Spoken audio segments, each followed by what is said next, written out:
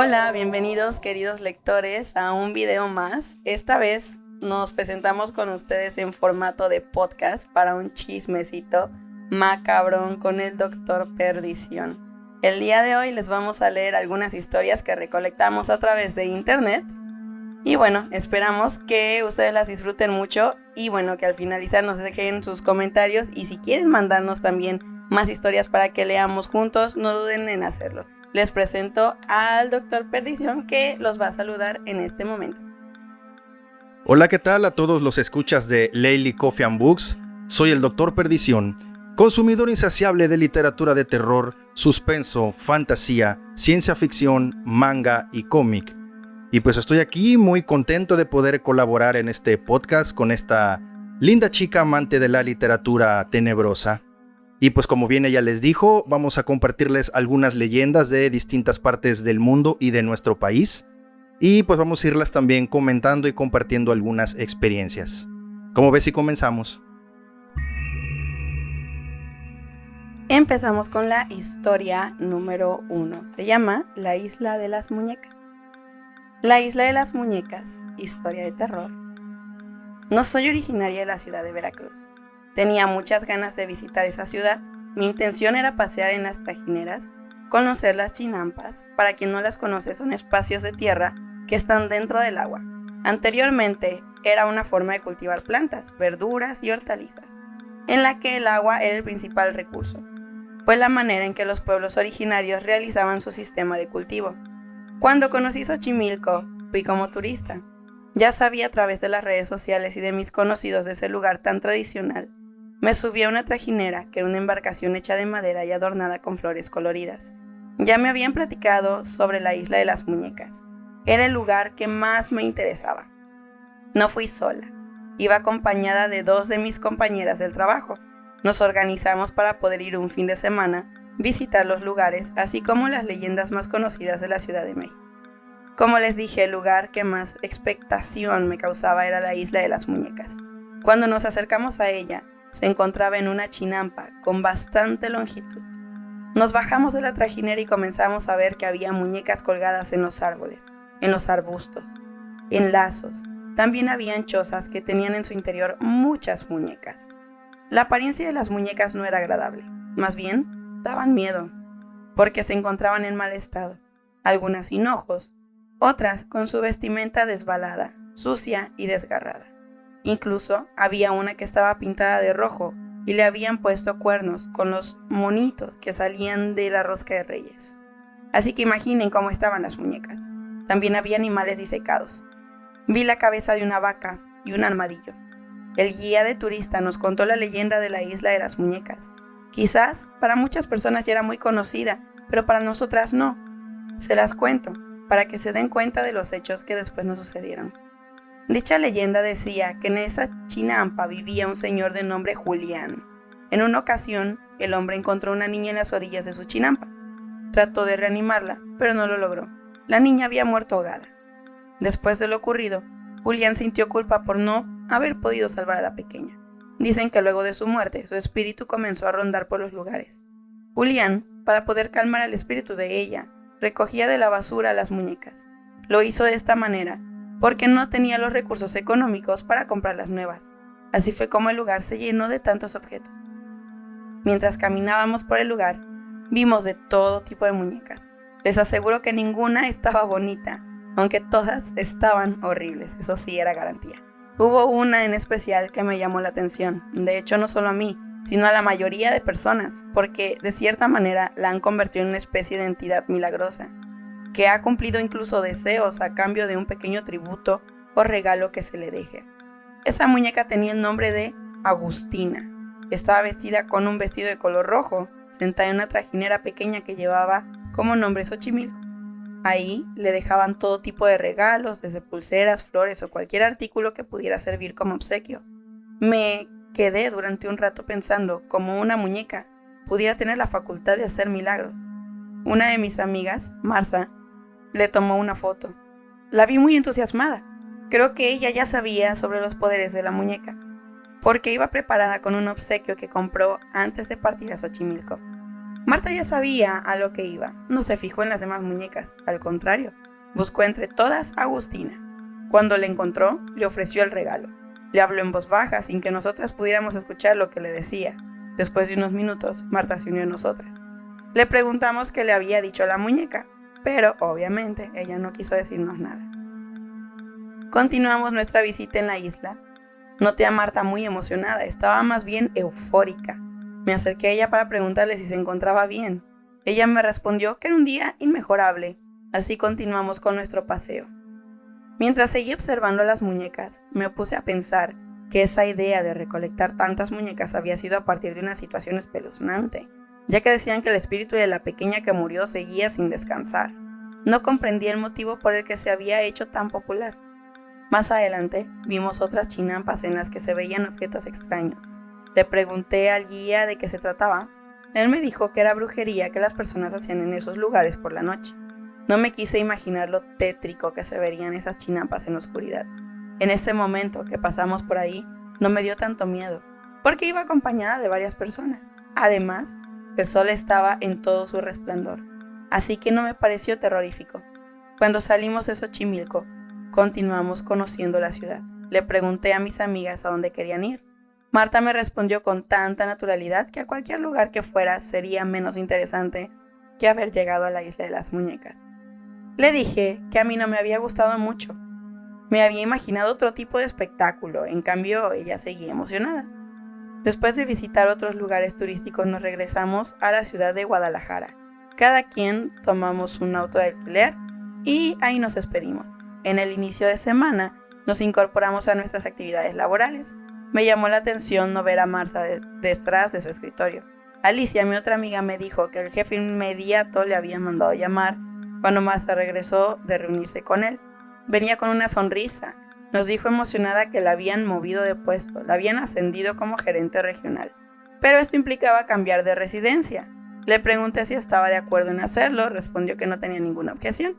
Así que en pocos días despedí a mi amiga, con la idea de vernos muy pronto en Toluca. Alicia y yo continuamos en nuestras respectivas actividades. En un principio tratamos de estar en comunicación con Marta, pero cada día ella se distanció mucho. Ambas comprendimos que era por los nuevos retos que tuvo que enfrentarse. Preferimos darle su espacio. Después de varias semanas recibí una llamada. Era de Marta. Me sorprendió que me llamara casi a las 12 de la noche. Ella me preguntó si estaba dormida. Le respondí que no. Pero la verdad era que sí me había despertado. Pero como tenía tanto tiempo sin saber de ella, quise escucharla. Cuando oí su voz casi no la pude identificar. Se oía tan diferente. Solo estaba segura de que era ella porque vi en el identificador que era su número. Le pregunté si se encontraba bien, pero solo se escuchó el silencio. Le dije que si necesitaba de mi ayuda lo haría con mucho gusto. Después de otro silencio, ella comenzó a hablar. Me dijo que todo estaba muy bien, solo necesitaba escuchar la voz de alguien de confianza. Poco a poco comenzó a platicarme lo bien que vivía al lado de su esposo y de sus hijos. Incluso me dijo que también él había encontrado un buen trabajo. Sus hijos iban a un colegio privado. Marta siguió platicando con entusiasmo la nueva vida que tenía en Toluca. Luego de un rato de charla se despidió y colgó. Me quedé confundida por la forma tan extraña en que lo hizo. Estuve un rato despierta tratando de asimilar los motivos que tuvo para comunicarse a esa hora. Al día siguiente le comenté a Alicia sobre lo sucedido. Ella también me dijo que le había llamado por teléfono. Coincidía conmigo. Marta estaba rara. Así pasaron varios días sin volver a tener noticias de ella. Aunque Alicia y yo intentábamos comunicarnos con ella, no era posible. Solo cuando Marta decidía que quería hablar con nosotras, sucedía la llamada telefónica. Lo malo era que desde el primer día que me llamó, continuó hablando a esa misma hora. Quise pensar que lo hacía así porque estaba llena de ocupaciones y era el único momento en que tenía tiempo. Cada vez que me sonaba el teléfono era lo mismo. Se quedaba ausente por unos minutos, con una voz extraña. Enseguida, poco a poco, entraba en confianza y comenzaba a platicar. Una de esas noches que me llamó fue distinta. Creo que fue la primera vez que realmente era ella. Primero me habló con una voz muy baja. Le dije que si no quería despertar a su familia, se fuera a otro lugar de la casa, porque casi no le entendía lo que me decía. Así fueron unos segundos hasta que la comencé a escuchar muy alterada. Me dijo que tenía mucho miedo. En su casa pasaban cosas extrañas, difíciles de comprender. Sin decir nada más, colgó. No quería molestar a Alicia, pero tampoco me podía quedar así. Vi la hora en el reloj, eran las 2:30 de la madrugada. Con un poco de pena le marqué a mi amiga. Ella me respondió de inmediato como si supiera para qué le hablaba. Me dijo que a ella también le había marcado Martha.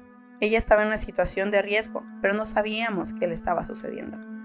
Al día siguiente era miércoles. Ese fin de semana teníamos cierre de mes con los proveedores, así que era complicado pedir permiso. Tanto Alicia como yo creímos que no era conveniente que pidiéramos permiso. Nos tendríamos que esperar hasta el fin de semana para ir a visitar a Martha, porque las dos nos habíamos quedado con dudas sobre su estado real.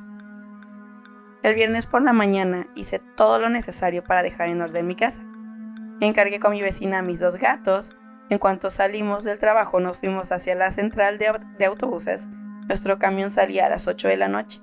Esperamos un rato en la sala de espera de la central. Pronto escuchamos el sonido de altavoz que anunció la salida de nuestro camión. Alicia y yo nos quedamos contentas por viajar de nuevo juntas, porque no lo habíamos hecho desde que fuimos a la Ciudad de México, aunque ahora las condiciones eran completamente distintas. Charlamos durante un rato, tratando de identificar cuál podría ser la posible situación de riesgo en la que se encontraba nuestra amiga.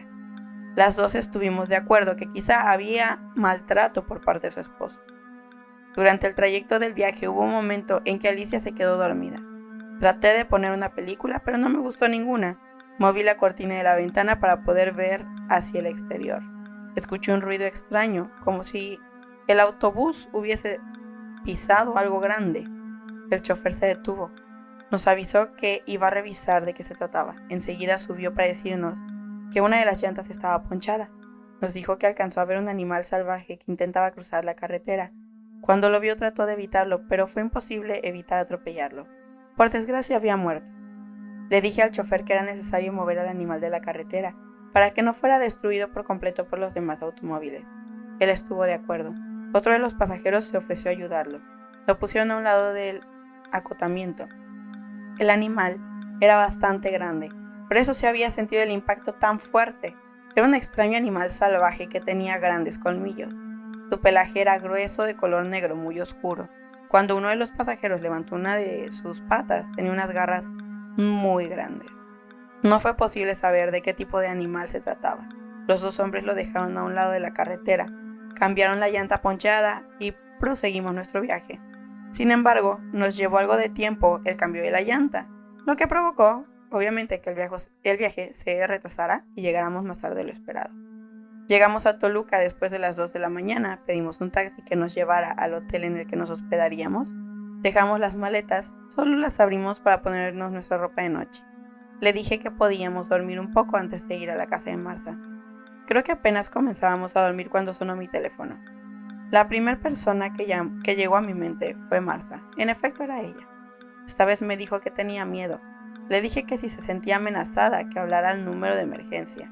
Me dijo en un tono muy bajo que ese tipo de apoyo ellos no lo podían dar. Ella necesitaba a alguien más y colgó el teléfono.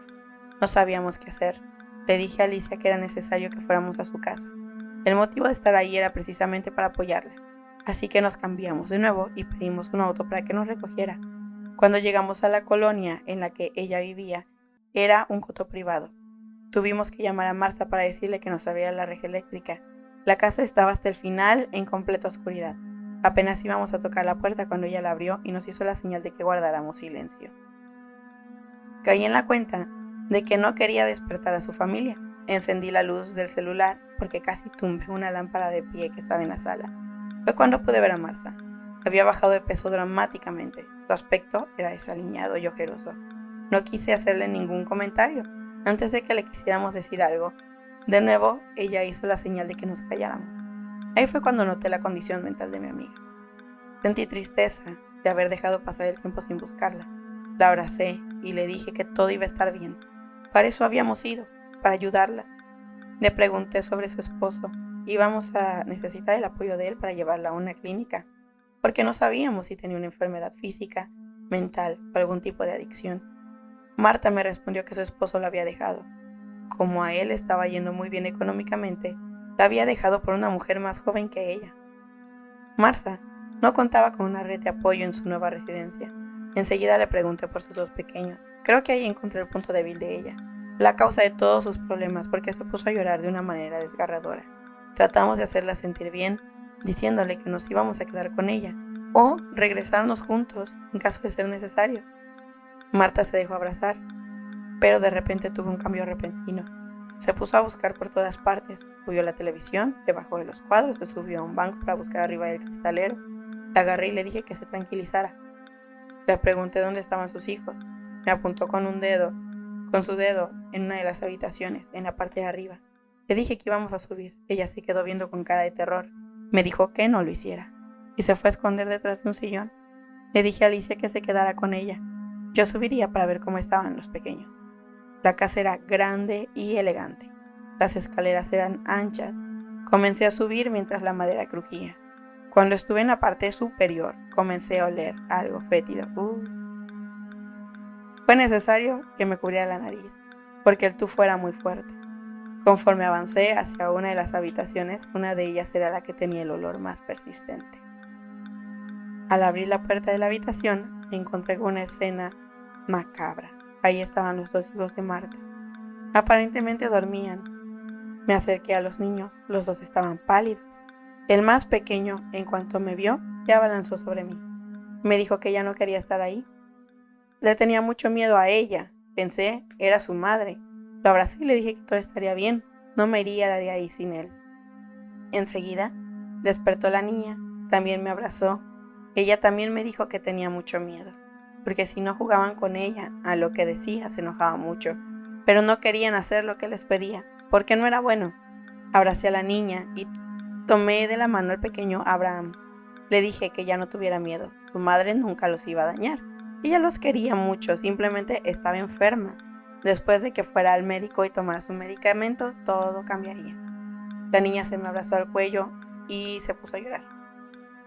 Ocultó su cara en mi pecho y el pequeño Abraham me dijo que no era su mamá quien le tenía miedo, era a ella, y apuntó hacia una esquina de la habitación. La recámara estaba iluminada por una pequeña lámpara con luz ámbar. Era tan tenue que apenas podía distinguir algo al fondo de la habitación. Le acaricié la cabeza a la pequeña mientras decía que ahí no había nadie.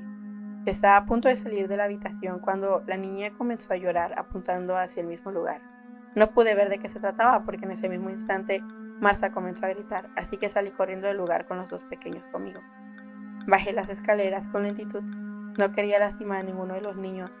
Abajo Marta gritaba, mientras Alicia trataba de tranquilizarla, pero los gritos no cesaron. Gritaba al mismo tiempo que se cubría los oídos con sus manos como intentando no escuchar nada, pero no se escuchaba ningún ruido. Le dije a Alicia que era necesario irnos de ese lugar. Le dije que pidiera un auto, mientras recogía lo necesario para Marta y los pequeños. Hice dejar a la niña sobre el sillón para juntar lo indispensable e irnos del lugar, pero la pequeña también comenzó a gritar y a llorar, mientras apuntaba hacia la cocina. Al fondo solo había oscuridad, pero pude percibir dos ojos que destellaban. Pensé que podrían ser los de un perro, porque parecía que era de baja estatura. Yo no quise entrar para ver de qué se trataba, ya que ni siquiera recogí ninguna pertenencia. Salimos del lugar. Marta se oponía a irse de la casa. Entre sus gritos y su histeria, solo alcancé a distinguir que si lo hacía ella o alguno de sus pequeños iban a morir. No le tomé importancia a su comentario, porque creí que era parte del proceso psicótico que tenía. Solo agarré las llaves para poder salir de la casa. El auto de alquiler estaba fuera de la cerca eléctrica. Alicia jalaba a Marta para que no se regresara, mientras que yo iba con los pequeños. Hubo un instante en que Marta se le soltó a Alicia. Intentó regresar a la casa cuando vi la fuerza que tuvo para soltarse. Dejé a los pequeños sentados en la banqueta. Les dije que no se movieran de ahí. Entre Alicia y yo pudimos controlar a Marta. Para eso, ya varios de los vecinos se habían despertado. Salieron de sus casas para ver lo que sucedía. Pudimos calmar a Marta y abrir la reja. Agarré a los niños y nos dispusimos a salir.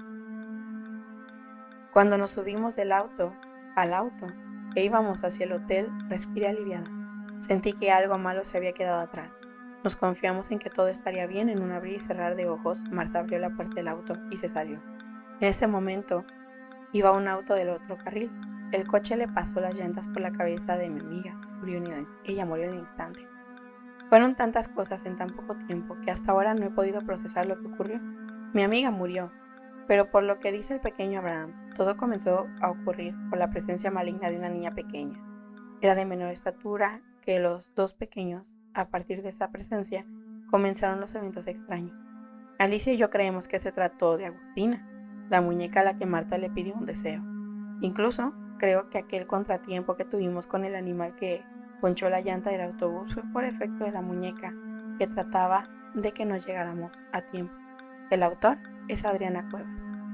Y bueno, este ha sido un relato que hemos tomado de internet, así que todos los derechos son de aquellas personas que lo escribieron.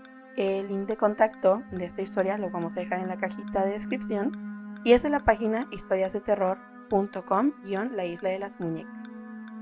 Así que bueno, esta es la primera historia. Ahora vamos a comentarla un poquito. Estuvo un poquito largo, pero también estuvo bastante entretenida, ¿no? Tenemos una muñeca ahí con poderes maquiavélicos, una chica con muchos sueños y un hogar roto. Entonces, ¿qué pensamos, doctor Perdición? ¿Cómo le pareció? Bastante interesante. En más de una ocasión me ha tocado escuchar estas historias acerca de muñecos poseídos o embrujados que han pasado pues como que de generación en generación a través de las familias, que a mí esta muñeca me la heredó mi mamá o es de mi abuela, o gente que ha comprado a precios muy bajos en bazares muñecos o juguetes que después resultan estar como poseídos, que los han visto moverse, que los escuchan hacer ruido o que simplemente empiezan como que a traer desgracias a sus propietarios. ¿Tú jugabas con muñecas cuando eras niña o conservas aún muñecas? A mí me encantaban las muñecas cuando era chiquita. Debo decir, por cierto, estoy enferma. Yo creo que ya lo escucharon de mi voz, ¿verdad? Entonces, si suena raro es por eso. Pero bueno, aquí seguimos en el chisme. A mí sí me gustaban mucho las muñecas. Cuando era muy pequeña, mis papás, mis abuelas, me conseguían nenucos. Entonces a mí me gustaban los nenucos. Ya luego crecí y empecé a ver películas, cosas así, y les empiezas a tener miedo, ¿no? Porque crees que algo va a ocurrir. Nunca me pasó nada raro con ellas. También fui súper fan de las Polly Pockets y de las Barbies y de las Bratz y todas esas que andaban por ahí.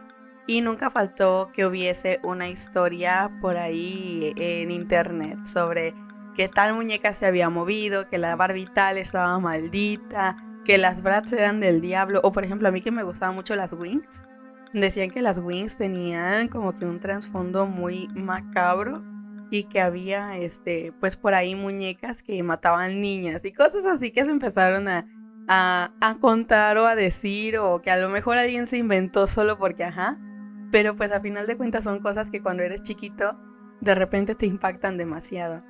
En este caso yo creo que a lo mejor, ¿no?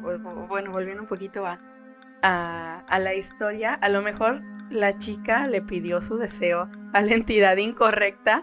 A lo mejor el regalo no le gustó a esta entidad, no lo sé.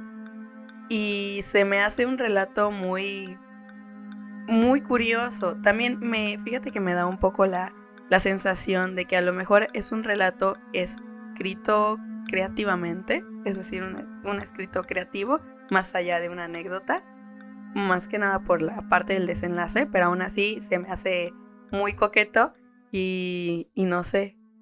Dime, ¿tú tienes alguna muñeca escalofriante por ahí guardada? La única muñeca que hay en mi casa, bueno, obviamente no es mía, ¿verdad? Es de mi mamá. Es una muñeca chiquita, tiene así su cabello café y pues en algún momento su vestidito, tiene un vestidito y un gorro que en algún momento de la vida fue a color azul. Ahorita pues ya está decolorado, ya está totalmente blanco. Dice que esa muñeca se la regaló mi papá en su época de novios y pues hasta ahorita todavía la conserva, pero siempre me gusta molestarla porque la verdad sí da miedo. Esa muñeca tiene está no sé cómo por qué con una expresión un tanto extraña y como que mirando hacia abajo.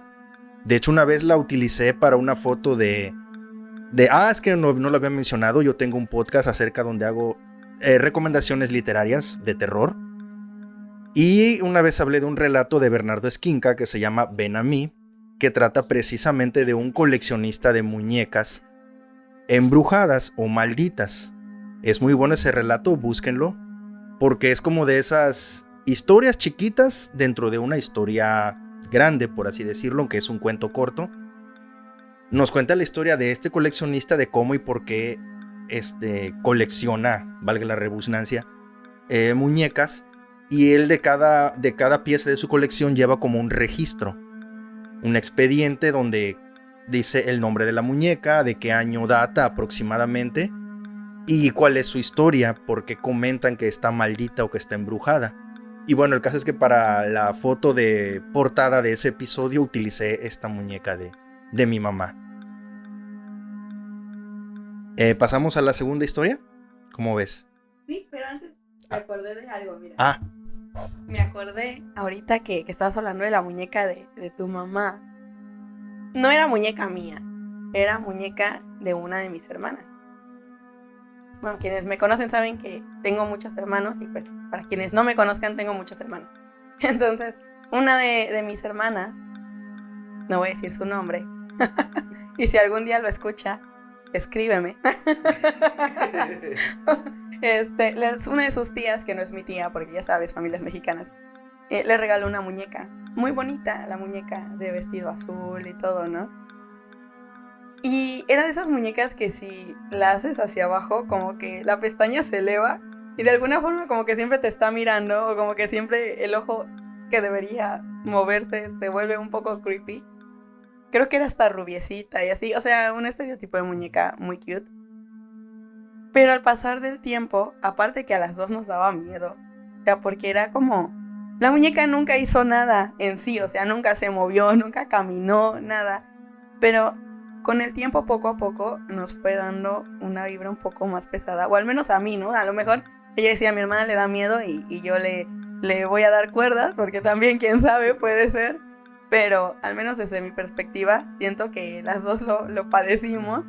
Como que poco a poco esa muñeca tenía una vibra más pesada, más densa, o sea, y cada vez era más. No fue de golpe, no fue de un momento a otro, sino como cuando simplemente algo se empieza a pudrir, ¿sabes? Daba esa sensación y era algo muy incómodo. Llegó al punto en que la muñeca en sí misma se llegó a poner muy fea, o sea, y nadie la tocaba porque no se jugaba con ella ni nada, o sea, era de adorno, era de esas bonitas que uno no toca.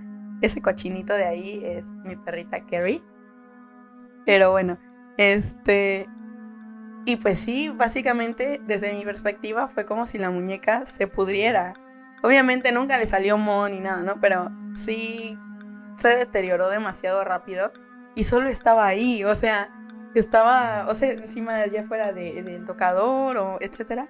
Y pues sí, era algo muy extraño. Al final la tiraron y fue así como que, pues ya, ¿no? Pero sí fue algo que pues no se olvida. Pues si quieres, no sé si quieras leer el segundo, ¿sí? O si tengas otra anécdota muñequil.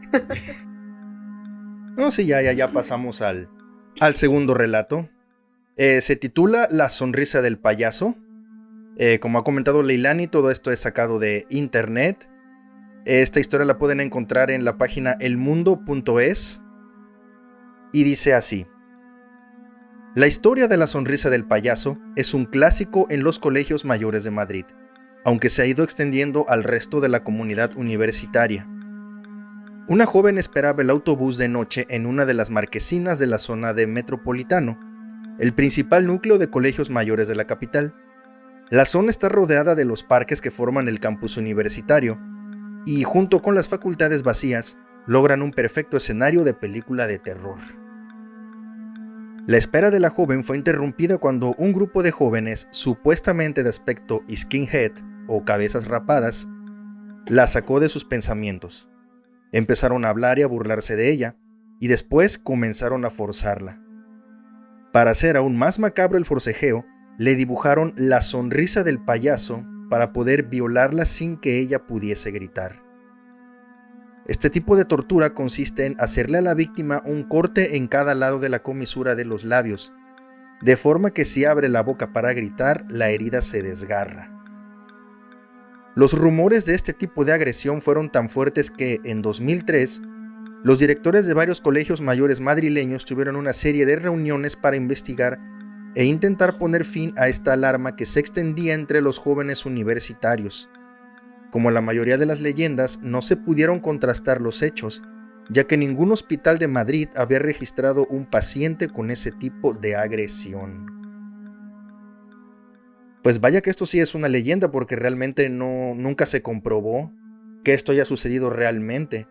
Me recuerda un poco esa leyenda de un espectro japonés, que es una mujer que también tiene este tipo de cortes a lo largo de las mejillas, que supuestamente se aparecen por las noches en las calles de Japón, pero está cubierta como con un cubrebocas, una mascarilla. Y si te la topas, de momento se quita la mascarilla y te pregunta que si te parece bonita. Y si le contestas que no, te asesina. Y creo que si le contestas que sí, también te asesina. Creo que se hicieron por ahí una película medio churpia, así, japonesa, acerca de este personaje, como que esto va más o menos ahí. Parece como si fuera hasta una variación de esta leyenda japonesa. Pero pues sí, bastante tétrico. ¿Tú qué opinas? Se me había olvidado el micrófono. Ya estaba yo contestando normal. Pues yo opino que ahora sí, como hablábamos, ¿no? El otro día con los abismales, que muchas veces el terror real es lo más fuerte, ¿no? O sea, a lo mejor es una leyenda, pero que digan que está sucediendo y que hay que tener cuidado porque y que las heridas no son solo por querer molestar a la gente con esa horrible experiencia, sino para un propósito todavía más cruel y más asqueroso y más ruin, lo que hace todo esto mucho más fuerte, ¿no? Entonces, yo qué terror, o sea, imagínate el estar viviendo algo así, que en tu zona se diga eso, aunque no haya pruebas, cosas que digas, es comprobable. Yo creo que todos tendríamos mucho miedo de ser esa primera prueba real, ¿no? Y la verdad que miedo. Yo me acordé un poco del Joker. Del Joker, me super acordé del Joker, el de Heath Ledger. Ajá. Porque ves, ¿no? Que él siempre, o sea, fue parte fundamental, incluso se le veían las cicatrices. Y bueno, yo que vi esa película cuando iba por ahí de la mitad de la secundaria, sí te marca estando tan chavito, ¿no? Viendo esas y dices, wow, ¿no? Entonces, en el Write-Over, que es una actividad que hacemos cada octubre, la cual lidera una escritora que se llama Pamela Ceniceros, también amiga mía, y que también está participando, por cierto, este año el Doctor Perdición, escribiendo los cuentos. En uno de los años pasados se pidió una consigna de escribir un cuento sobre payasos, o sobre payasos asesinos, un rollo así. Y yo tomé como referente el Guasón de Heath Ledger, ¿no? Entonces me hice mi propio cuento no de él, sino de un personaje inspirado en un personaje que se inspiraba en él. Y pues fue una experiencia muy extraña, ¿no? Crear un personaje a base de un personaje que se inspira en ese personaje, ¿no? Pero a final de cuentas todo rayaba en que él quería siempre sonreír, y la única forma en la que él encontraba de siempre sonreír era teniéndola ya marcada en su rostro. Y es por eso que él solito se lastimaba con esas cicatrices, ¿no? Y bueno, eso es lo que yo me acuerdo. No sé si tengas alguna otra. Muy bien. ¿Quieres leer el otro o lo leo yo? Déjame abrir mi tel. Fue La sonrisa del payaso y ahora vamos con La leyenda del árbol del vampiro. Este es un cuento de digiglobal.com y también todos los créditos de estas historias son a quien corresponda. Ahora sí que no nos estamos llevando nada a la casa. Quien haya escrito esto tienen sus ¿cómo se dice? Sus derechos. Sus derechos, exactamente. E incluso si quieren comentar, hey, yo lo escribí, adelante, pongan redes sociales y nos seguimos entre todos, que el chisme macabrón se hace más grande entre todos. Entonces, La leyenda del árbol del vampiro, con mi voz ronquita. Guadalajara no solo tiene sus deliciosas tortas ahogadas y birria para ofrecer, también tiene historias que te sacarán uno que otro susto. ¿Has oído sobre la leyenda del árbol del vampiro? Cuenta la leyenda que por el año de 1880 se encontraban en la colonia El Retiro cuerpos de perros y gatos muertos y sin sangre, para después comenzar a encontrar cuerpos de personas del mismo modo. ¡Qué espeluznante! Algunos vecinos creían que era un vampiro el que los acechaba. Por esa razón, decidieron comenzar la cacería, logrando con éxito acabar con el vampiro al enterrar una rama de chamichín en su corazón. Los pobladores lo sepultaron en el Panteón de Belén, colocándole una losa gigante y pesada para evitar que escapara si llegaba a revivir. No obstante, algo sucedió. La tumba se quebró y de ella comenzó a salir una rama viva de chimichín, así como lo lees, que con el paso del tiempo creció y creció. De ahí surge el nombre del árbol del vampiro. Se dice que en la oscuridad de la noche este árbol cobra vida y se convierte en el refugio de una criatura sobrenatural sedienta de sangre. Se cree que el vampiro que habita en su interior sale en busca de presas incautas que se aventuran en el bosque, atrayéndolas con susurros siniestros y promesas de poder. Aquellos que han osado adentrarse al panteón y buscar el árbol del vampiro cuentan historias espeluznantes de encuentros cercanos con la criatura. Sus ojos rojos brillan en la oscuridad mientras acecha en las sombras, y su risa malévola resuena en los oídos de quienes han escapado por poco de su siniestro abrazo. Otros lugareños creen que cuando ese árbol se derrumbe, el vampiro saldrá de nuevo de la tumba para continuar saciando su hambre y sed de años. ¿Con qué versión de la leyenda te quedas tú? Está bonito, está cortito y me llama mucho la atención. Justo acabo de decir que el relato anterior me recordaba un relato mío. Y este también me recuerda otro relato mío. Y así como que, ¿de qué se trata? Ese relato del cual algún día les hablaré, igual trata de algún ser vivo que una planta crece de su cuerpo, ¿no? Entonces por eso me llamó tanto la atención, ¿no? Aquí dice que cuando el árbol caiga, pues a lo mejor y el vampiro vuelve a salir, ¿no? Y creo que son de esas historias que hacen que ciertas zonas tengan ese chilito piquín que los hace saber más rico, ¿no? Al ambiente. Ahora sí que la cultura, ¿no? La cultura y todo esto. Pero bueno, ¿tú qué nos dices de la leyenda? ¿Qué te pareció? ¿Qué te recordó? Ya la había yo escuchado antes. Mira, yo una vez visité Guadalajara y me perdí lo del Panteón de Belén. ¿Cómo me gustaría conocerlo? Porque se ve que está muy interesante todo. Más a mí me encanta recorrer cementerios. He escuchado que ahorita actualmente el lugar pues es una atracción turística, no solamente por la leyenda del árbol del vampiro. Existe por ahí otra acerca de un niño que, según cuenta la leyenda, es un niño que le tenía mucho miedo a la oscuridad. Y no podía estar a oscuras, y pues era un niño que vivió por ahí de mediados del siglo XIX. Y finalmente pues hubo un día en que este niño estaba en su casa, lo dejaron solito, las velas pues se consumieron o se apagaron, el niño quedó en la oscuridad y murió ahí de miedo. Entonces llevaron al niño a sepultar y pues lo enterraron bajo tierra, como normalmente se hace siempre. Pero dicen que constantemente encontraban el ataúd fuera, solito el ataúd salía de la tierra. Y lo volvían a sepultar y él se volvía a salir, y así constantemente. Hasta que finalmente lo que optaron fue como hacerle como una especie de féretro, pero de cantera. Y así lo dejaron, digamos, como que el féretro por fuera, sin enterrarlo. Y así fue como este niño pues ya dejó de estarse saliendo de debajo de la tierra, ¿no? Entonces dicen también que en ese panteón se aparece su espíritu, la gente le lleva dulces, juguetitos para que juegue. Creo que Nachito se llama el niño. O sea, constantemente visto en programas de cosas paranormales, tanto leyenda como la del vampiro, como la de este niño. Y ese panteón ahorita también lo usan para sesiones fotográficas de 15 años, de bodas. Creo que en Día de Muertos se hacen proyecciones de películas de terror. No, hombre, qué padre. Y sí está bastante interesante. Me recordó también a un libro que leí. Desafortunadamente no fue un libro muy bueno. Se llama La Estaca, del autor es Richard Laymon.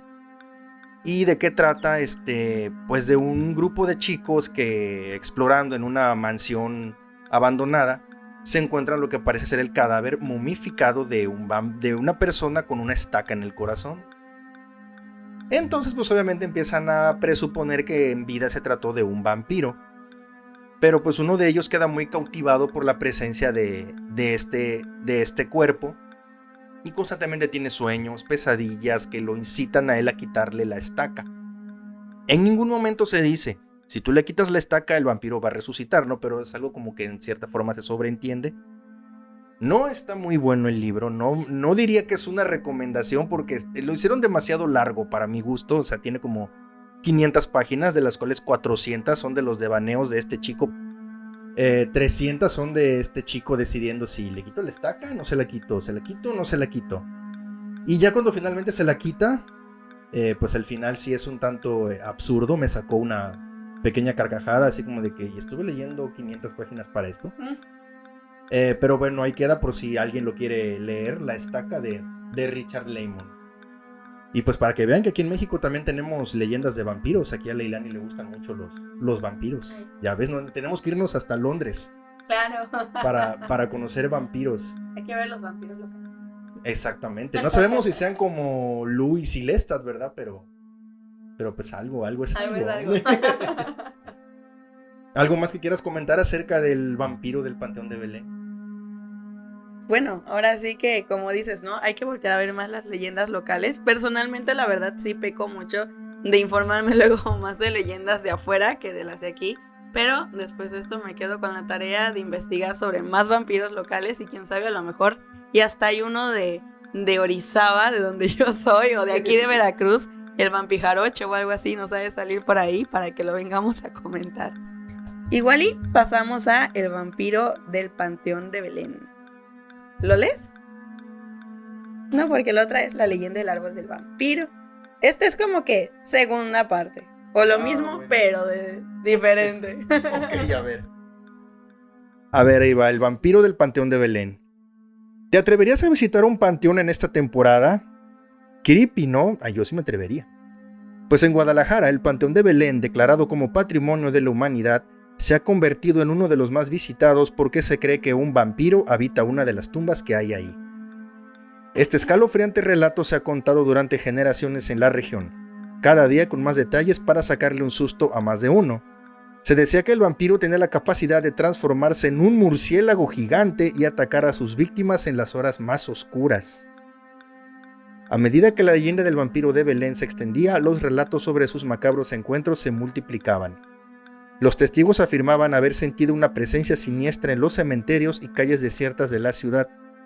Aunque muchos creen que fue solo un mito urbano, las historias de ataques misteriosos y desapariciones inexplicables mantenían viva la paranoia de muchos ciudadanos. A nosotros también nos daría miedo. Esta leyenda se ha convertido en una parte inquietante de la historia de Guadalajara y sigue siendo objeto de especulación y debate, manteniendo la llama de la fascinación y el miedo en la noche de la ciudad. Si eres amante de lo extraño y escalofriante, tienes que visitarlo y tomarte una foto junto al árbol que de verdad es espeluznante. Me parece súper interesante que esta vez dicen, ¿no? Que se convierte en un murciélago gigante. O sea, qué miedo, pero qué genial. Justo me recuerda el día de antier, que venía yo saliendo del trabajo. Yo salgo de dar mis clases de música en la tarde-noche, ya más noche que tarde, y vengo paseando por aquí cerca, ¿no? Y yo vengo con mi chamarra y todo porque pues vengo en un mood de super gripa. Y les juro que pasó un murciélaguito con sus alas extendidas así rozándome en la mejilla. O sea, y lo vi venir y yo dije, qué bonito murciélago. Y cuando siento que me pasa así súper junto y se fue precisamente al arbolito porque ellos, no sé si ustedes lo saben, pero pues se esconden en los arbolitos. Luego, no me he fijado si siempre sea en algún mismo árbol, pero, o sea, en un mismo tipo de árbol, pero se tienden a esconder en los arbolitos y se van a dar cuenta que son murciélagos porque vuelan en círculos. En las noches que salgan a dar paseos, fíjense, y siempre que vean algo por ahí volando que vuela en círculos, es porque son estos pequeños amiguitos y la verdad es que son muy bonitos, no hacen daño, ellos comen frutas y así, pero la verdad sí es muy impactante que te pase uno rozando, ¿no? Cerquita. Y bueno, también nos quedamos un poco con que pues claro que estaría padrísimo irse a tomar una foto ahí, ¿no? A la tumba del vampiro. Y ya se me está como que prendiendo más la emoción por buscar más sobre vampiros. Pues de acá, estaría muy padre eso. Yo en la adolescencia tuve un amigo de por mi casa que se llamaba Gary y a él sí lo mordió un murciélago. Sí, así exactamente como cuentas tú, el murciélaguito venía bajando con sus alitas extendidas, pero a él sí lo mordió. Tuvieron que vacunarlo contra la rabia. Sí, estuvo bastante feo ese caso. De haber sabido eso antes del jueves, no me lo hubiera yo tomado con tanta calma.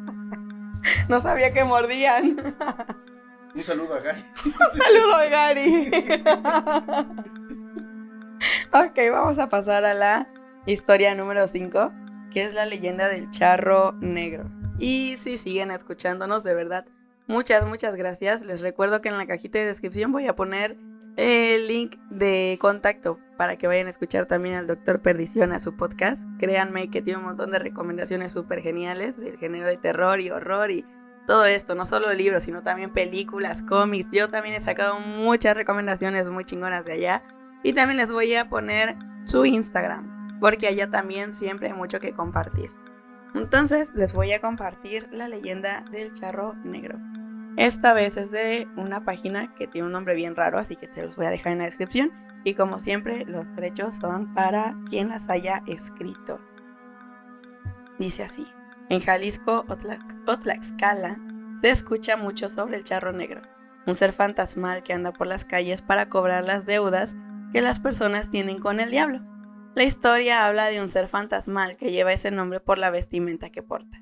Según testimonios, suele aparecer vestido con un elegante traje de charro color negro, montado en un caballo color negro bastante singular, pues sus ojos parecen 2 bolas de fuego. Se dice que este personaje es como el tesorero del diablo, ya que se aparece a personas que tienen deudas pendientes con él. Es como Coppel, pero de antes, ¿no? Por lo general lo hacen solos y estas personas están caminando solas por la noche. Detrás del charro negro hay una historia. Se dice que este ser fue un hombre de carne y hueso que provenía de una familia humilde. El charro era un hombre ambicioso. Le gustaba darse sus lujos y vestir bien. Sin embargo, sus padres no podían cumplir sus caprichos porque no tenían la economía suficiente para hacerlo. Eso no era impedimento para que el charro luciera como quisiera, ya que a veces dejaba de comer para ahorrarse unos pesos y comprarse alguna vestimenta que él quería.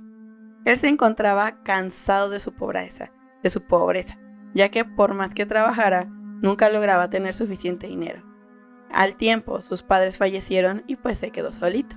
Su situación empeoró, por eso tomó una decisión que cambiaría su vida.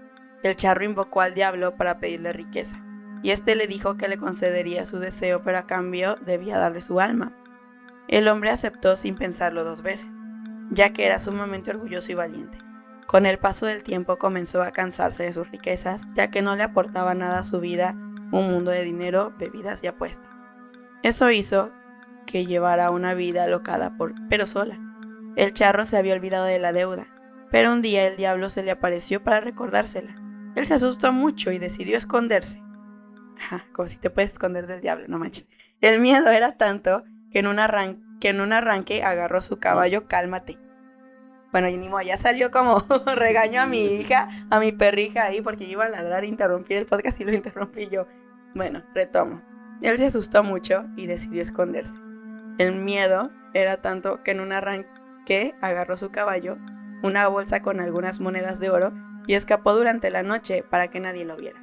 Dicen que el diablo se dio cuenta y se le apareció para decirle que iba a esperar a que él muriera para cobrar su deuda, pero en vista de que él quería escapar, se lo llevaría en ese momento.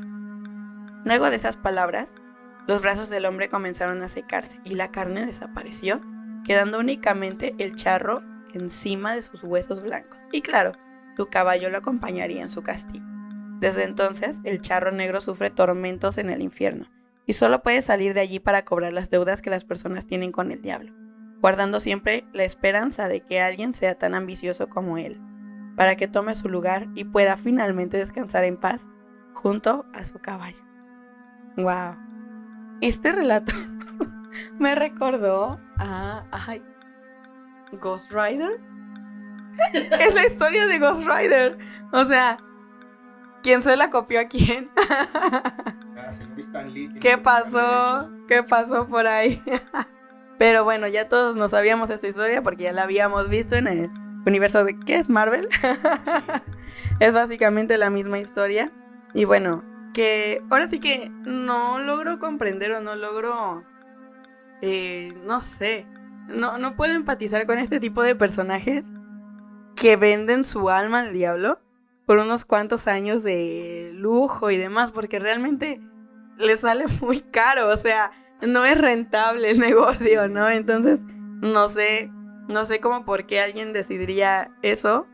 Si alguien que nos escucha de repente lo ha considerado, piénsenlo más a futuro. O sea, no es algo que convenga, pero siempre hay como que este tipo de historias en las que X o Y personaje decide que prefiere la gloria, fama, lujos momentáneo de la vida, que la vida es solo un suspiro, y entregarle su alma eterna a un ser malévolo, ¿no? Entonces, sí es así como que un poco como porque hace poco leí en una antología de cuentos que se llama El mecanismo del vómito, que quienes me han estado siguiendo en Instagram ya los tengo hasta el queso con con esto, pero es que fue tan buena que la verdad pues sí tengo que estarla recomendando. Entonces en El mecanismo del vómito hay un cuento que se llama, ay, no me acuerdo del cuento. No me acuerdo cómo se llama el cuento. Pero ahí hay un personaje que se apellida Turner. Entonces este Turner era escritor, quería ser escritor, pero su familia como que ya tenía de qué vivir, tenía una empresa, algo así. Y pues le decían, hijo, o sea, acá trabaja, aquí está la papa, éntrale, ya está todo puestecito para que tú llegues y como les dicen de mis reyes, o sea, ya para que llegues a trabajar, pero él a fuerza quería ser escritor. Y lo entiendo, porque él decía, o sea, yo podría acomodarme súper bien aquí, vivir súper bien aquí, pero mi alma quiere escribir, o sea, yo quiero vivir de la escritura, o sea, soy único, soy diferente, soy artista, ¿no? Me suena. Tú no me entiendes, papá. Tú no me entiendes. Es mi verdadero ser, no es una etapa. Entonces, este señor pues se pone a escribir y él ya había como que mandado cosas a revistas y cosas así, pero pues como que no, o sí, como que como que muy X el asunto, ¿no? Entonces agarra y pues un día un señor le hace una oferta, ¿no? Y le dice, pues yo te voy a dar ese escrito que mira, te va a volver, vamos. Y pues como ya saben de qué estamos hablando, ya saben más o menos de qué va el tema, ¿no? No les digo más para no hacerles más spoilers y de todas formas en el canal, pues a estas alturas yo creo ya lo publiqué. Hay una reseña del mecanismo del vómito completo y también hay una entrevista con Gonzalo Reyes, que es el escritor y también amigo mío. Y pues, o sea, ahí vayan a verlo. Y también el libro lo encuentran en Amazon. De hecho, pues también todo eso lo vamos a dejar en la cajita de descripción. El link, contacto al Doctor Perdición, el link contacto a Gonzalo Reyes, también el link con contacto a Pamela Ceniceros por si se quieren inscribir al Writeover y escribir una historia de terror al día por todo octubre. Y bueno, también para que puedan comprar los libros de pues, mis amigos escritores, que en este caso pues serían ellos mismos, ¿no? Entonces vamos a seguir contando. Creo que nos queda una. Una, así es. Pero antes cuéntanos tú qué piensas de esta historia. ¿También Ghost Rider o qué onda? Se oye incluso como lo que ha pasado también en el mundo de la música, ¿no? Estas leyendas que existen de músicos como Niccolo Paganini. Existe también por ahí un músico de jazz, un afroamericano, no recuerdo su nombre, es Robert algo. Se han hecho hasta películas acerca de ellos y sus tratos con el diablo a cambio de la fama. Y en cuanto al charro negro, fíjate que yo lo he concebido más como una personificación del diablo en sí, es como una manera mexicana de nosotros de retratarlo, como se ve en esta película de Macario, cuando él se le aparece primero que Jesucristo, después el diablo y al final la muerte. En esta cinta el diablo fue retratado como un charro, ¿no? Vestido de negro, con el bigote, con sus espuelas de oro que se las ofrece a Macario a cambio de un pedazo de su pavo. Y creo que incluso hay una película animada por ahí que se llama precisamente la leyenda del charro negro, que creo que va más o menos de esta misma leyenda. O sea, sí es un ícono cultural mexicano que bien puede emular al mismo diablo o en ocasiones a la muerte también. Wow. Ha habido también casos de avistamientos del charro negro en distintos puntos del país. Ya lo he escuchado también en otros podcasts. Sí, está tremendo eso.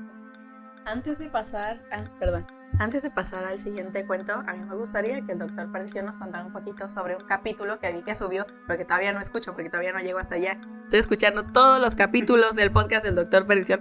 Todos los domingos hago así como que mi maratón mientras hago mis cosas. Y todavía estoy como a la mitad. Entonces no he llegado a los nuevos, pero sí me gustaría que nos contara un poco de ese capítulo donde habla sobre música y terror que subiste hace poco.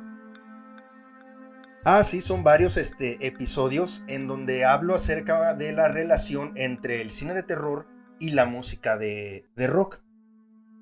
Primero empecé con algunas películas protagonizadas por bandas de rock, como por ejemplo la más reciente, creo que el primer episodio es acerca de Estudio 666, que fue protagonizada por los Foo Fighters, una película bastante divertida donde los Foo Fighters van a grabar su nuevo disco a una mansión que está embrujada. El mismísimo Dave Grohl, el vocalista, termina siendo poseído por una entidad maligna. O sea, está entre comedia y entre terror. O sea, es una película genial, la verdad, y bastante creíble la actuación de los Foo Fighters, porque luego suelen estas bandas que, pues sí, o sea, como músicos son súper chingones, pero como actores se mueren de hambre. Al menos a ellos sí se los creí bastante. O esta otra película mítica de los años 70 que fue Kiss contra el fantasma del parque. O sea, Kiss hizo una película en su época de mayor apogeo. Y es una película que está hecha con 3 pesos. Las actuaciones son pésimas, las de todos. Kiss hasta la fecha se avergüenza de ellas. Ajá. Completamente. El mismo Paul Stanley en su libro dice que fue un disparate completo haber hecho algo como eso. Pero pues es la película de Kiss, y ya tan solo eso la vuelve de culto, y más que nada para los seguidores de la banda. Y también, por ejemplo, está otra película muy de serie B que protagonizó una cantante de metal que hasta la fecha desgraciadamente nadie recuerda. Se llamaba Wendy O. Williams. Ella, aparte de grabar música, hizo también participaciones en algunas series, hizo películas de bajo presupuesto. Yo ahí hablo de una que se llama Reformatorio para Señoritas. Y bueno, entre otras más, quise darle un poco también como de lugar a aquellas películas no muy conocidas, a estos artistas un tanto olvidados, y a estas bandas que pues se han aventado como que a esto de hacer cine, que yo pues ya es un terreno completamente en el que diferente al de ellos, y pues son películas que pasan a la historia nada más por el simple hecho de haber aparecido ellos ahí. Y me imagino que poco a poco se va a ir ampliando más ese, porque ya te vi que agarras un tema y lo vas como que por capítulos, ¿verdad? Entonces vayan a escucharlo, que poco a poco va a haber todavía más información sobre esto. La última es leyendas sobre el parque de Reino Mágico. Y miren, de una vez les voy a decir, ya Reino Mágico está aquí en Veracruz. De hecho, vivo cerca de Reino Mágico. Estamos grabando cerca de Reino Mágico. Reino Mágico está cerca o enfrente, al lado del Panteón, ¿verdad? De aquí. Al lado, se puede decir, del Panteón al cual me gustaría ir. Dicen que van a haber unas cosillas ahí octubre, ¿no? Unas actividades, lo cual se me hace bastante interesante. Le toca al Doctor Perdición, pero al final sí nos vamos a detener quizá un poquito más, ¿no? Con comentarios, porque pues nosotros somos de acá. Bueno, yo soy de Orizaba, pero vivo acá y vivo cerca. Entonces vamos a platicar un poquito de todo. Ok, leyendas sobre el Parque Reino Mágico, tomado de El Diario de Jalapa.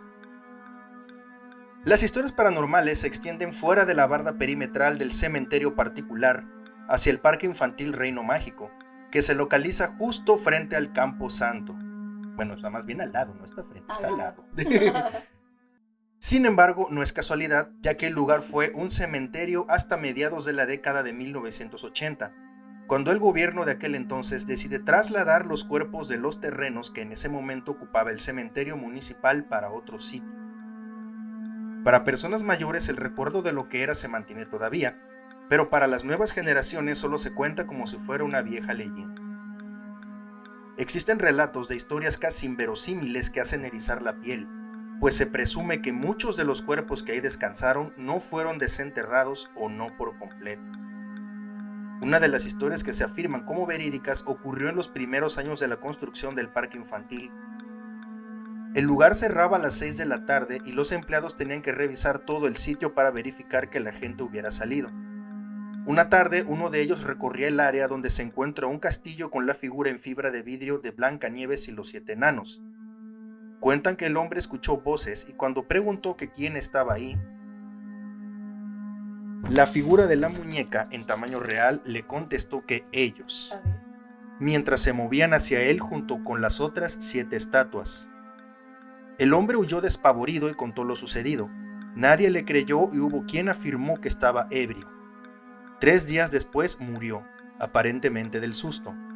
El hecho llamó la atención y la versión sobre los hechos paranormales comenzaron a creerse como reales. Otro relato que es conocido es el de una mujer que visitaba el parque infantil con su hija una tarde. La pequeña corrió hacia el área de juegos en donde encontró a una compañerita. La llevó con su madre y la presentó. La mujer le preguntó a la pequeña que acompañaba a su hija por sus padres, pero ésta le dijo que la habían dejado ahí, que probablemente llegarían más tarde a verla. Era una tarde fría y la mujer le prestó su suéter a la niña desconocida antes de partir del parque, no sin antes preguntarle la dirección de su casa para ir por la prenda de vestir al día siguiente. Así lo hizo, la mujer acudió al domicilio de la niña para recuperar su suéter, y en la entrada la recibió una persona que al escuchar lo relatado, soltó el llanto y le platicó que la menor de la que hablaba había muerto hacía años. La tumba de la pequeña había sido trasladada al cementerio Jardín, pero en la exhumación se supo que no todos sus restos pudieron ser recuperados. Incrédula, la mujer reclamó por lo que pensó era una broma, y fue así que deciden llevarla al lugar donde estaba la nueva tumba, y ahí una foto de la niña, con la que pudo confirmar que se trataba de la misma pequeña. Lo más dramático era que sobre la cruz de la tumba se encontraba envuelto el suéter de la mujer, quien quedó paralizada al comprobar que su hija había jugado con una muerta. Como estas existen otras historias que las personas que visitan el parque cuentan. La más común es la de aquellos que ingresan a las albercas y sienten que algo les jala los pies hacia el fondo del chapoteadero. El Parque Reino Mágico se ubica en la avenida Salvador Díaz Mirón, una de las más importantes de la ciudad. Actualmente varias de sus áreas se encuentran abandonadas, dando una impresión tétrica. Aunque es por la noche que se puede ver la oscuridad que envuelve el sitio que es conocido por todos los veracruzanos. ¿Tú llegaste a ir a Reino Mágico? No, mira, yo me vine a vivir acá como a mis 14, 15 años, hace pues poquito, pero tampoco tan poquito, pero cuando yo llegué aquí ya era toda una leyenda, o sea, yo no sabía ni qué onda, y mis compañeritos de secundaria, o sea, así como que, güey, la Blancanieves de Reino Mágico, ¿no? Pero pues yo no sabía ni qué onda, y realmente nunca presté demasiada atención, hasta que me di cuenta que todo mundo tenía que ver con la Blancanieves de Reino Mágico y decían cosas como, ¿tú te atreverías a ir a Reino Mágico y ver a la Blancanieves o cosas así? Y todos, no, claro que no, yo sí, yo he ido y que no sé qué, yo la vi, o sea, porque siempre hay dos versiones, ¿no? Siempre hay dos tipos de gente, la que jura que jamás lo haría y el que dice, sí, ya fui, ¿no? Y hasta una foto tengo con ella, ¿no? Casi. Entonces, no he tenido la oportunidad de ir, lo más cercano que he estado de ir a Reino Mágico fue ir al refugio de animalitos que está ahí mismo. Hay un refugio de animales, digamos, callejeros, y es una situación un poco pues fuerte y triste porque fui en apoyo a personas que pues ayudan a estos animalitos, y sí nos tocó ver cómo los tienen en sus jaulas, entre comillas bien, pero pues uno se pone a pensar, ¿no? O sea, realmente no están bien, ¿no? O sea, hace falta mucha mano de obra que realmente ocupen los recursos para pues ayudar a los animales, y eso es lo más cercano que he estado de Reino Mágico o en las áreas de Reino Mágico. A mí me encantaría entrar y ver a la Blancanieves porque nunca he tenido el placer de conocer a la señorita y también me encantaría ver todo porque eso he escuchado mucho, ¿no? Que hay albercas y que hay gente que incluso se ha ahogado ahí, ¿no? Dicen, y cosas por el estilo, ¿no? Cuando hablan de la alberca y que te jalan los pies y todo, me acuerdo un poco de la película de Poltergeist, cuando salen los muertos y todo este rollo. Y bueno, también hay un montón de videos en TikTok, en internet y demás, de gente que se ha metido como que a explorar de noche el lugar. Y la verdad que sí da cuscús, sí da ñañara, sí da mal rollo. Y pues la verdad, pues obviamente sí me encantaría ir, no sola, pero sí me gustaría ir a conocer. También dicen, bueno, escuché alguna vez, ya me dirás qué onda, pero también dicen que a veces, bueno, que era como un tipo Disneyland, versión Veracruz, por decirlo de alguna forma, pero que lo tétrico realmente radicaba en que, aunque se tenía que hacer un ambiente familiar o infantil, realmente el ambiente daba un ambiente diferente. O sea, visualmente era una cosa, pero se sentía otra. Es lo que he escuchado mucho que dicen. Y pues bueno, a mí me encantaría ir. Me encantaría pues irme a tomar una foto con la Blancanieves, aunque me dé mucho miedo la Blancanieves. Hay quienes afirman que la han visto caminar, que la han visto moverse, que la han oído hablar según. Y bueno, hablando de los muertitos que pues medio descansan ahí o al otro lado de la calle, pues ahora sí que es algo como que muy común, ¿no? Aquí en México, antes esto era un cementerio, ¿no? O sea, todas las escuelas antes fueron un cementerio, alguien se murió o yo qué sé, entonces se me hace algo muy, muy cute, muy cute, ¿no? Por decir de alguna forma, el que aquí decimos, no, es que Reino Mágico dicen que antes era un cementerio, pero solo se acuerdan los viejos, nosotros no. No creo. Güey, o sea, el panteón está al lado, o sea, literalmente sí los trasladaron para allá, ¿no? Entonces, en este caso, pues, sí fue real que fue un cementerio. Y pues imagínense ahora sí que todas las cosas energéticas que ha de guardar el lugar, ¿no? Y no solo porque fue un cementerio, sino porque también fue un parque y el parque atrae mucha gente, mucha energía, muchas cosas. Y luego si pasaban accidentes ahí, ¿para qué les seguimos contando? Pero cuéntanos tú sí lo viste, ¿qué onda? Cuéntanos todo lo que no sabemos. Pues yo sí formo parte de las personas mayores que menciona aquí el artículo. Que sí. No, yo estuve ahí, Gandalf. Yo sí fui a Reino Mágico algunas veces, tanto de niño como de adolescente. Sí me tocó estar recorriéndolo y ver pedazos de lápidas ahí. O sea, de que tú vas caminando como si nada, te estás meciendo en el columpio y de momento volteas y ves un cacho de cemento con un nombre ahí, una fecha ahí que se medio distingue. Lo bueno que a veces, pues, parte de la infancia es como que si te quedas y esto por qué está aquí, ¿no? Pero como que no le das importancia, ¿no? Lo dejas pasar. Sí llegué a ver a la Blancanieves, nunca vi que se moviera. Yo cuando estuve ahí siempre fue de día. ¿Nunca te expludó? No. Estuvo incluso, es que lo que pasa es que junto a la Blancanieves estaba un castillo enorme, muy bonito, que se alquilaba para fiestas infantiles. Yo estuve en una fiesta infantil ahí, no me acuerdo de quién, pero ahí estuve. Y recuerdo también las áreas de juegos. Era un parque que yo creo que de lo mismo enorme que estaba, daba mucha sensación de soledad. Lo que siempre estaba lleno hasta el que eran las albercas. Eso sí. Nunca me sucedió nada tampoco. Pero sí era una sensación un tanto solitaria, porque de lo mismo enorme que era, digamos como que era muy difícil o nunca se llenaba, nunca podías ver como que mucha gente en un mismo lugar. Yo a veces andaba ahí jugando solito, me acuerdo que era una construcción de madera como que emulaba así un tipo fuerte del viejo oeste, porque había que una sección del viejo oeste, que una sección de juegos, columpios, resbaladillas, había una también como tina de pelota, estas de plástico. Pero siempre era un aire de soledad, porque tú podías estar ahí y escuchar el sonido del viento o el ruido lejano de los otros niños jugando en otras áreas. Sí, no era algo como que muy, muy normal, ¿no? Y por ejemplo, yo tuve familiares sepultados ahí.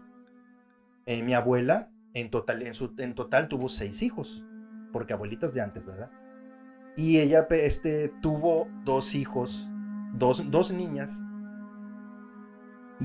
que murieron de bebés y estuvieron sepultadas ahí en el Panteón General y no se recuperaron sus cuerpos. También ahí tuve enterrado a un tío, el mayor de los hermanos de mi papá y al que le debo mi nombre. Era mi tío Daniel, yo me llamo Daniel. Y también ahí se perdió su cuerpo, ya mis abuelos no los reclamaron, no sé por qué. Y de ese tío Daniel también tengo otra anécdota un poco tenebrosa, porque una ocasión yo estaba chico, tenía unos 6 o 7 años, y recuerdo que en casa de mi abuela estaban buscando algún documento, y pues ya sabes, sacan las bolsas con documentos importantes de la familia, ¿no? Personales, y ahí andaban busca y busca, y estaba todo esparcido por la mesa, y me tocó ver una fotografía post-mortem de ese tío que murió siendo bebé. Todavía en los tiempos en los que se acostumbraba esta práctica, ¿no? De tomarle fotos a los muertos, sobre todo a los niños. Se veía pues mi tío, bebecito, de brazos todavía, en lo que para mí, en mi entendimiento, era una cuna, pero realmente no era una cuna, era un ataúd. Y la foto era en blanco y negro y pues se veía antiquísima, ¿no?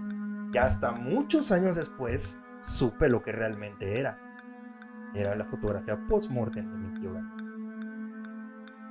Y sí, pues actualmente ahí sigue el Reino Mágico, da muchísimo miedo nada más verlo por fuera.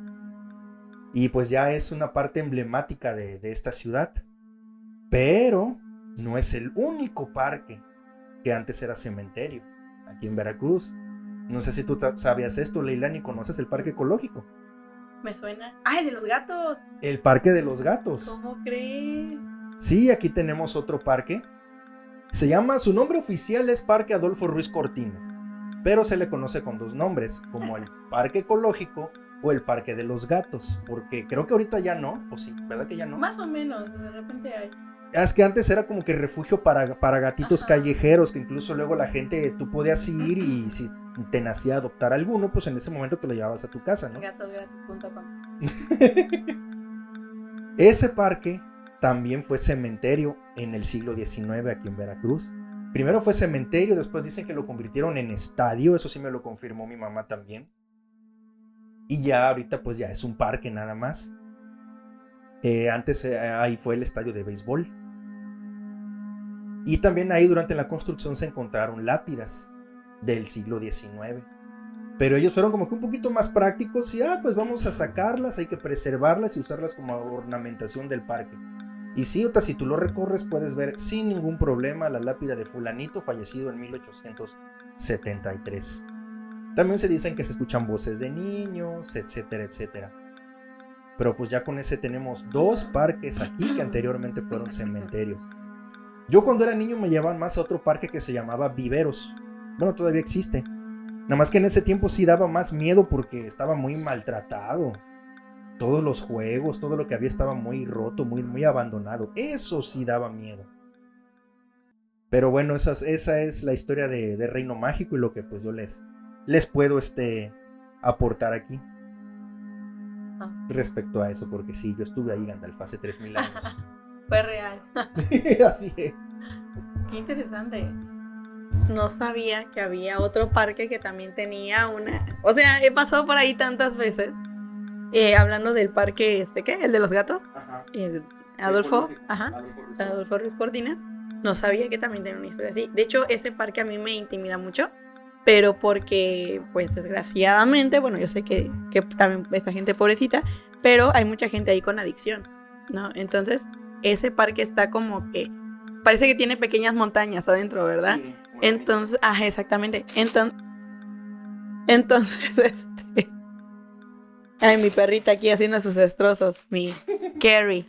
Entonces, muchas veces están estas personas ahí como que medio ocultos, ¿verdad? Yo tengo la sensación de que los gatos ya no están a lo mejor habitando ahí por esa razón, porque sí es un poco intimidante adentrarte de repente y pues toparte con alguien que pues no está en sus 5 sentidos, ¿no? Yo nunca he entrado, pero sí por esa razón es la que me impone, pero nunca he visto ni nada por el estilo. El que yo creo que tiene la fama como tal, ¿no? De parque embrujado viene siendo Reino Mágico, Rey de Reyes de aquí de Veracruz. Y pues créanme que yo creo que cada veracruzano tiene una historia que contar de Reino Mágico o con Reino Mágico, ya sea suya, del abuelo, del tío, etcétera, etcétera. Y pues la verdad es que es algo muy interesante. Otra cosa interesante de aquí de Veracruz, ya saliendo un poquito de Reino Mágico, es que todo Veracruz tiene un montón de leyendas. O sea, Veracruz, Puerto, es muy rico en leyendas. De hecho, hay un montón de libros hablando de leyendas de Veracruz. Hace unos años lo hablamos en el canal. Próximamente lo volveremos a tocar ese tema. Pero créanme, o sea, la esquinita tal, la casita tal, ¿no? San Juan, etcétera, etcétera, etcétera, ¿no? Siempre hay un montón de leyendas bien pesadas, ¿no? Que platicar, que no deberían perderse y que pues yo les recomiendo que se lancen de repente por ahí de internet a buscarlas porque sé que les van a gustar. Y bueno, ahora sí que ya terminamos de compartirles todas las historias que traíamos para esta ocasión, para ustedes. Si ustedes quieren que pues les leamos más historias, déjenos comentarios y con todo gusto vamos a estar recopilando más. Y si ustedes quieren también pues aportar y mandarnos alguna historia que quieran que leamos, mándenla a algún correo que vamos a dejar establecido en la cajita de descripción, porque todavía no lo hemos decidido el nombre del correo, pero lo vamos a dejar ahí en la cajita para que ustedes con toda confianza nos lo manden. Igual, si es un relato que de repente lo han escrito ustedes, no se preocupen que les vamos a dar sus créditos correspondientes, que aquí todos salimos ganando. Y bueno, pues muchas gracias. Gracias por escucharnos. Gracias, Doctor Perdición, por estar aquí con nosotros. No sé si quieras decir unas palabras. Únicamente agradecer por el espacio. Y pues mis redes sociales, loshijosdecriptón.com, Facebook / Los Hijos de Krypton. Igual en la cajita de comentarios va a dejar la ILAN y todo. En Instagram, doctor.perdición. Y pues no lo olviden, dejen que el horror forme parte de sus vidas. Muchas gracias y hasta pronto.